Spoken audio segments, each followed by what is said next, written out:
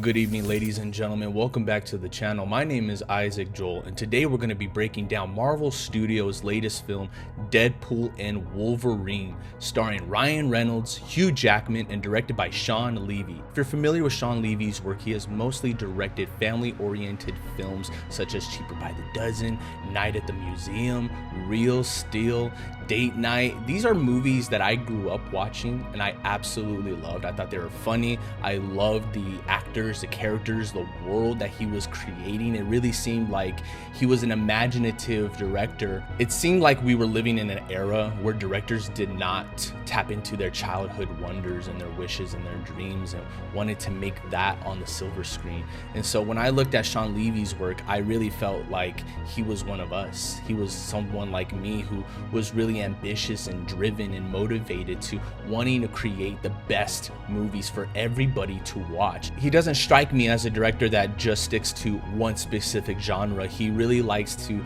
tap into other elements, other themes, and challenge himself. And Deadpool and Wolverine is absolutely the biggest challenge of his directing career, and he sticks the landing.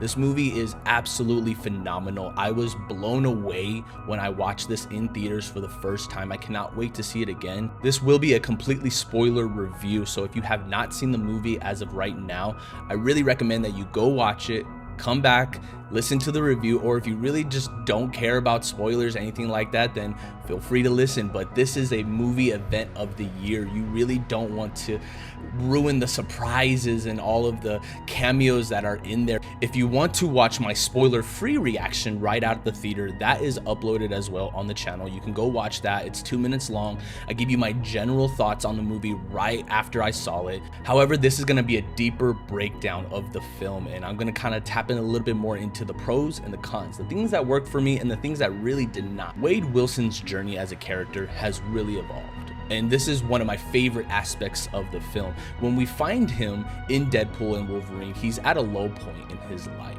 He feels like he doesn't matter. He wants to find purpose, and so he is seeking something for his life to have meaning. So he reaches out to the sacred timeline, the MCU timeline. He reaches out to the Avengers, to Happy Hogan, and wants to be recruited and wants his powers to have purpose. His motivations can be traced back to his love for Vanessa. Vanessa motivates him throughout the entire movie, yet she's somehow sidelined. She really isn't even present throughout the movie. I can't even remember any lines that she had. Her character's impact on Deadpool and Wade Wilson is very, very strong, and I love what her character represents.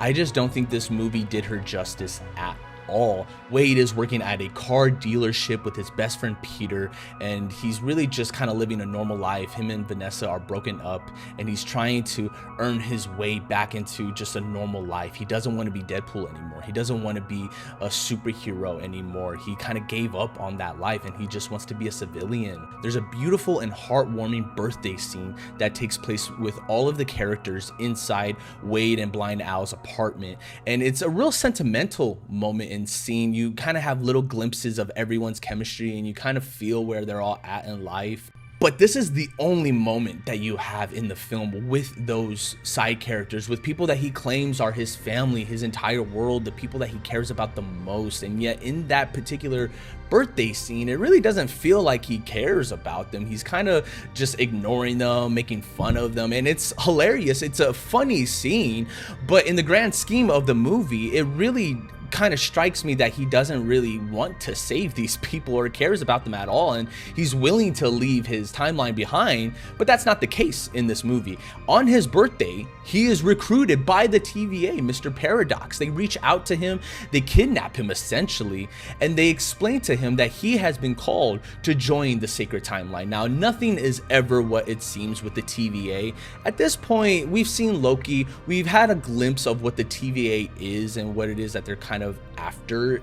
But in this movie, I was really confused. I wasn't excited about the TVA. I wasn't thrilled with what they were doing. It really just seems very confusing and like a paradox. Like, really, what are they planning with the TVA over at Marvel Studios? It kind of seems like the TVA is this cult that will just be the answer to any multiverse issues or problems that they have, and they can just right it or wrong it and go back and change things or switch characters up. Like, it's starting to get pretty messy. You're now affecting other timelines. You're causing the destruction of other people. It feels like it's starting to get very confusing, and so I worry about this aspect of it. Even the movie itself pokes fun at the multiverse writing, and just because you point out bad writing does not mean it becomes good writing. This movie has a habit of always reminding you, oh, that's lazy, why, oh, here's the exposition. It literally tells you when those moments are happening, and that kind of bugs me the most, because it's so obvious that it's there, and then you remind us as the audience that this is that moment, and so you kind of check out a little bit.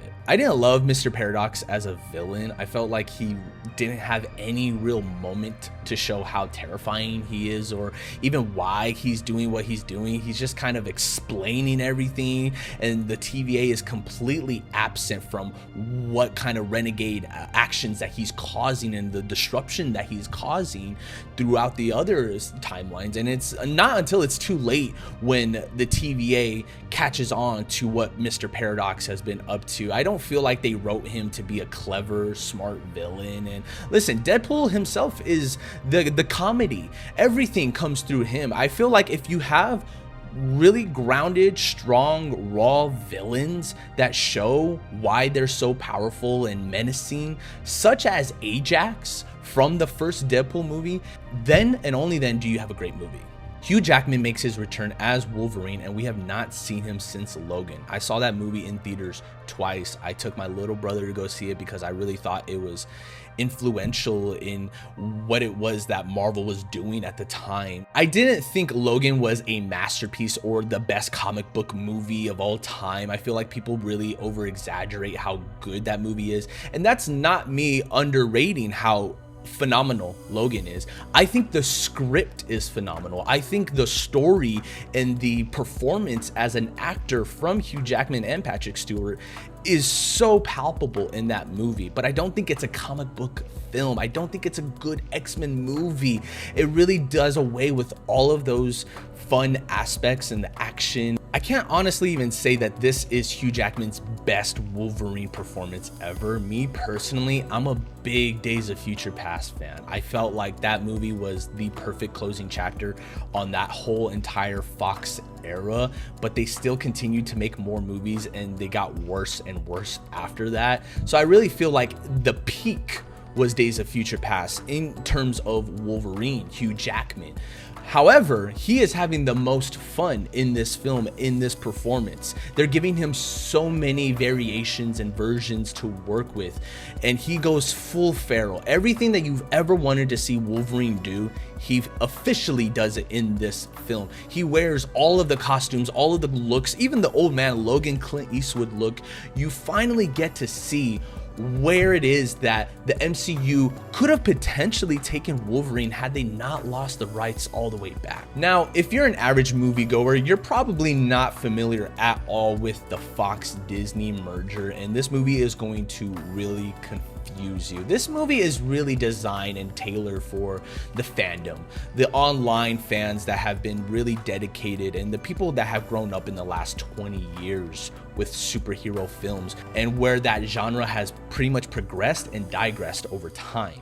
And so this is both a love letter and a diss track to everything that has come from all the superhero movies, good and bad. It acknowledges that. And so I don't want this movie to really be the movie that acknowledges all the wrong that we have done and not do anything to change that. I feel like with Deadpool and Wolverine, this needs to be the beginning of a new era over at Marvel Studios. I was a little nervous when Hugh Jackman was essentially playing what was known as the worst Wolverine in all of the multiverse. And so I didn't know what that looked like, because we saw some crazy variations of Wolverine in a montage in the scenes prior to that. So I couldn't really imagine what made this Wolverine so bad bad. Now, of course, he has, as all Wolverine do, they have a broken past, a history that defines them and makes them who they are. But at the end of the day, they always show up. They always prevail. They always want to prove that they care. But this version of Wolverine just didn't care. He didn't hear the call to action. And by the time that he showed up, it was too late. His entire family was gone.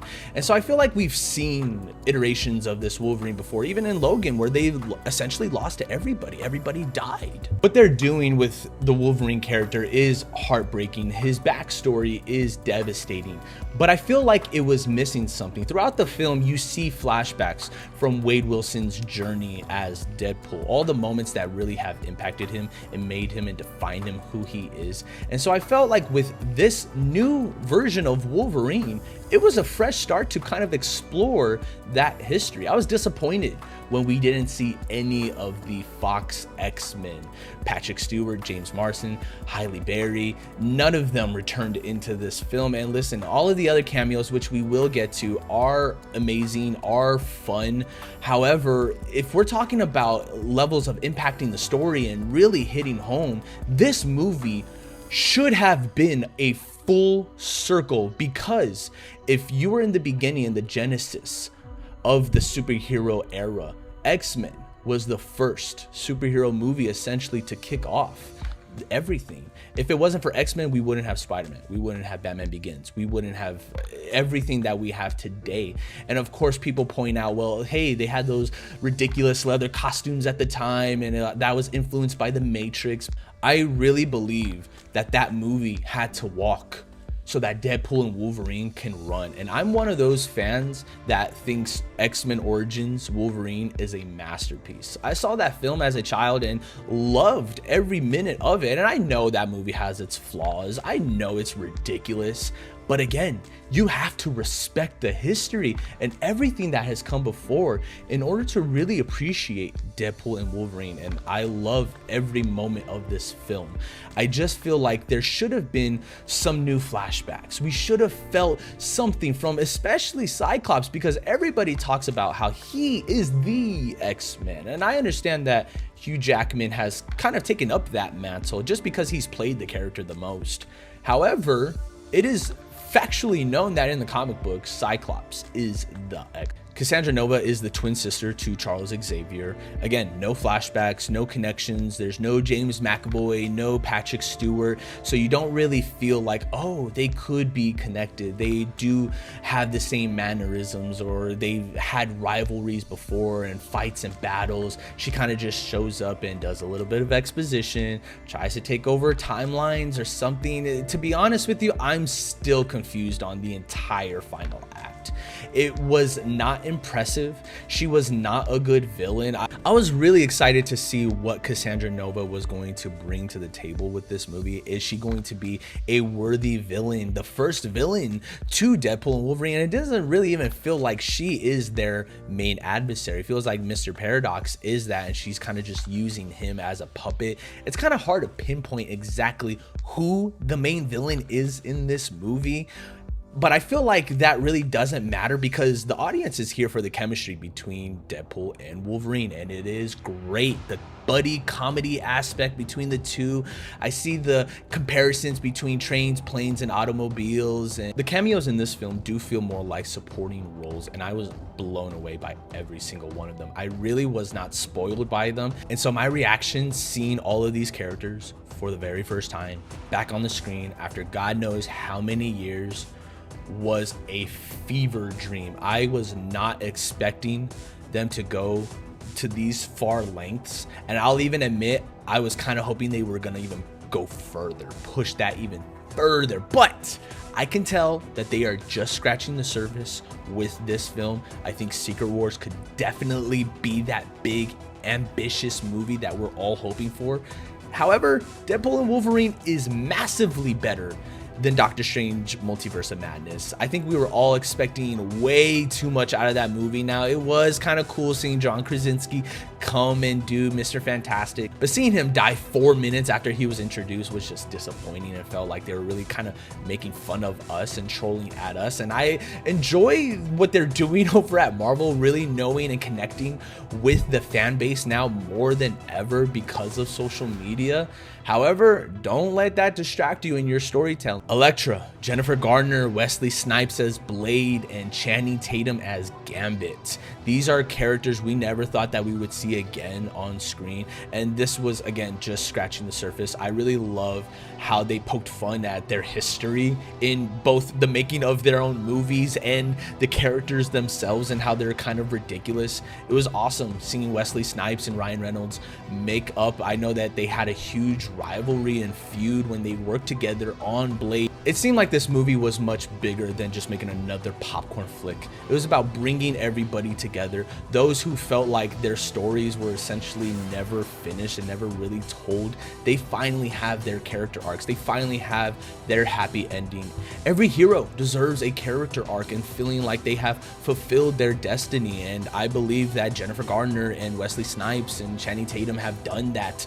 It was awesome seeing Chris Evans reprise his role as Johnny Storm from the Fantastic Four. I was hoping we were going to see Jessica Alba as well, but I felt like this movie didn't really want it to just be a huge cameo fest. It really wanted to explore how these characters are still supporting roles, how they can still manage each other. My biggest disappointment came from Daphne Keane as X-23. I know the internet was furious when the final trailer came out and it featured her in it. In Marvel's defense, she really wanted to go to the premiere. She really wanted to be part of that experience, and so Kevin Feige finally was like, you know what, put her in the trailer, let's just have her come in and be part of this. And I think that was the best call. So I really was disappointed at everyone for just being so angry at that. I thought that was one of the best parts of the final trailer, that they really had to show something in order for us to be convinced that this was going to be a mind-blowing experience. But in the actual movie itself, she doesn't wear a costume. She just wears the sunglasses from Logan, has a backpack, she looks like a kid, and look, she still looked awesome with her claws and killing people and running around. That was amazing to watch on the screen. Again, they already had the design from Hugh Jackman's Wolverine costume, and that was one of the best costumes I have ever seen in my entire life. The detail on it is spectacular. I don't think it would have been that difficult to just replicate that and give X-23 her own official costume. This was the moment for her to show that she is among the ranks of these heroes, and I still believe she is a hero. Hopefully we get to explore her more in the future, because by the end of this film, it doesn't feel like a closing chapter. Everyone is still together. Nobody goes their separate ways. It doesn't feel like any of the main characters die. It is still moving forward. Everyone's back to Deadpool's main timeline. He's not even on the sacred MCU timeline, but that doesn't mean that there aren't opportunities for him to just get that time watch and just back to the future and run around and jump around to other timelines. Which, by the way, the soundtrack in this movie is one of my favorite aspects of the movie. Seriously, none of the other Deadpool soundtracks I think comes close to this. It really reminded me of why we love Guardians of the Galaxy so much. The music isn't similar to that. It is tailored around the Deadpool character, and it is absolutely chef's kiss perfection. The opening title sequence literally had me laughing, rolling on the floor the entire time. I just could not believe that they used the entire Bye Bye song. This version of Deadpool was the most relatable out of all the other movies, because he's in a place where he feels broken. He's somewhere where he wants to find purpose, and I think a lot of us can relate to that. We want to matter. We want to feel like the person that we love, like we've earned that love. We want to provide for them. We want to protect them. But when we feel like we've lost all hope and we're nobody anymore, where does that send you to? And so this sends Wade Wilson into a heroic journey where he wants to prove that he's not just doing this for the glory. He's not just doing this because he needs to. He's doing this because the world needs him, because he's being called upon and he needs to answer I give a lot of credit to Sean Levy because he clearly knows how to direct action sequences. Every single fight scene was elevating the one from before. They put themselves in tight spots, specifically the van fight scene. I want to point out between Deadpool and Wolverine. I have no idea how they shot that. I have no idea how they fit a camera inside that small minivan and shot them really punching, kicking, and killing one another. It felt like they really wanted blood. Does this movie really impact the overall MCU? Absolutely not. There are no real stakes in this movie, and that's kind of disappointing because, again, Wade Wilson goes on and on. He carries a picture with him, kind of like Back to the Future style, and he keeps talking about how this is his family, this is his world, he loves his girlfriend, and he really wants to like win her back, and yet they're nowhere in this film. They don't feel like they matter at all, and it doesn't feel like their world is going to be destroyed like in Spider-Man No Way Home. Because of Peter Parker's consequences, the world around them literally starts to crack and characters start to bleed in. And so I felt like that was kind of missing from this movie, was putting these characters in real danger. Put Peter, Vanessa, Blind Al, everybody, Colossal in real danger. I don't know why they didn't use Negasonic Teenage Warhead or even her girlfriend. It felt like all of the characters were essentially sidelined just so that we can see Hugh Jackman and Ryan Reynolds and even Dogpool. The whole Deadpool core itself, I was so excited to see, and I was disappointed that we didn't get to see any of their faces. I didn't get to see who Kid Pool was, Cowboy Pool, Endgame Pool, Lady Pool, Baby Pool, Head Pool. Like, there were so many iconic characters, and I felt like, again, they were just scratching the surface on them and didn't really get to explore them that much further. They touched upon them, they talked about it, they hinted on it, and then they just quickly showed it in the final act. In conclusion, Deadpool and Wolverine is both a love letter and a diss track to the entire superhero genre, back from the Fox era to everything that Disney's Marvel has put out today. And it is at a low point, and I'm hoping in the future the Marvel movies really start to make an impression and feel like an event again. It feels like right now I'm just not excited about any of the movies that have come out in the last 5 years. Ever since Infinity War and Endgame and Spider-Man No Way Home, I've kind of been checked out as a Marvel fan. I'll always love these characters and they will always be close to my heart, but sometimes it's difficult to see poor movies, bad budget, bad VFX, poor acting. All of that just makes for a bad experience. And I remember watching these movies as a child in the theaters and feeling like, wow, I want to be a filmmaker. I want to do something that matters. I feel inspired. I feel hope once more. And I think these movies represent that at the end of the day too.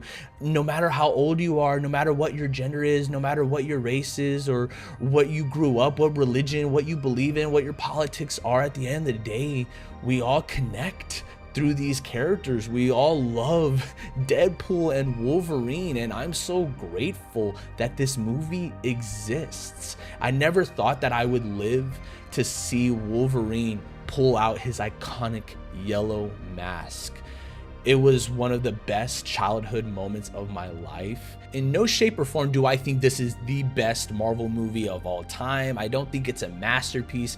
I think it is really funny and one of the most entertaining movies that I have seen in a very long time. It is without a doubt the best Deadpool movie ever. I would just immediately watch this and skip the others, and I love Deadpool 1. I will always revere the first movie. I will never forget my experience watching that in the theaters for the first time with a group of friends. I'm gonna rate Deadpool and Wolverine 8 out of 10. By no shape or form do I think it's a masterpiece. I do think the villains are flat, the exposition is exhausting. However, the relationship and chemistry between Ryan Reynolds and Hugh Jackman is absolutely palpable, and I highly recommend that you go check this out in theaters this weekend. As always, I've been Isaac Joel. Thank you for watching. Don't forget to like and subscribe to the channel. I'll catch you next time.